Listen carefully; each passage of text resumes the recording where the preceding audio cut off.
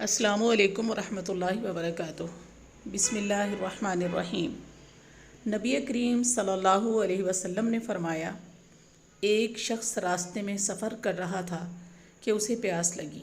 پھر اسے راستے میں ایک کنواں ملا اور وہ اس کے اندر اتر گیا اور پانی پیا۔ جب باہر آیا تو اس کی نظر ایک کتے پر پڑی جو ہانپ رہا تھا اور پیاس کی سختی سے کیچڑ چاٹ رہا تھا۔ اس شخص نے سوچا کہ اس وقت یہ کتا بھی پیاس کی اتنی ہی شدت میں مبتلا ہے جس میں میں تھا۔ چنانچہ وہ پھر کنویں میں اترا اور اپنے جوتے میں پانی بھر کر اس نے کتے کو پلایا۔ اللہ تعالیٰ کے ہاں اس کا یہ عمل مقبول ہوا اور اس کی مغفرت کر دی گئی۔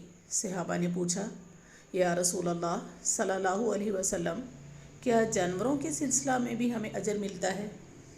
تو آپ صلی اللہ علیہ وسلم نے فرمایا کہ ہاں، ہر جاندار مخلوق کے سلسلے میں اجر ملتا ہے۔